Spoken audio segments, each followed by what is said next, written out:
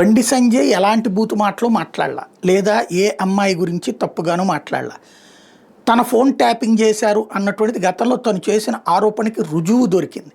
ఏకంగా ఆ డేటాని తనని నక్సలైట్ల జాబితాలో చేర్చి ఫోన్ డేటాని తీసుకున్నది. ఇదివరకు మిగతా వాళ్ళ దానికైతే ఆధారాలు లేకపోవచ్చు, కానీ ఇక్కడ ఆధారాలు ఉన్నాయి. ఆనాడు ఉన్నటువంటి ఎస్ఐబి వచ్చేటప్పటికి ఈయన పేరు కూడా అక్కడ నక్సల్స్ అనుమానితుల పేర్లలో చేర్చి ఈయన ఫోన్ డేటాని అక్కడ సంగ్రహించారు, ఈయన ఫోన్లో మాట్లాడి నేను రికార్డు చేశారు అవన్నీ అన్నటువంటి తేలింది. ఆ కాగితమే నిన్న ఆ సాక్ష్యాలు ఆధారాలు కూడా వాళ్ళు ఇచ్చినటువంటిది. కాబట్టి ఇప్పుడు అది కాస్త సీరియస్ అయింది. అందుకని నేను చివరికి మామూలుగా ఏంటంటే ఈ నక్సలైట్లు వీళ్ళ ట్రాక్ చేసేటటువంటి సందర్భంలో ఫోన్లు వింటారు, కానీ భార్యాభర్తలు మాట్లాడుకుంటున్నారంటే వినరు. కానీ అవి కూడా విన్నారు అన్నటువంటి పాయింటే ఆయన వ్యక్తం చేసింది. దాని మీద నా లీగల్ నోటీస్ ఇస్తాను 2 రోజుల్లో క్షమాపణ చెప్పబోతాను. క్షమాపణ చెప్పేది ఏంది?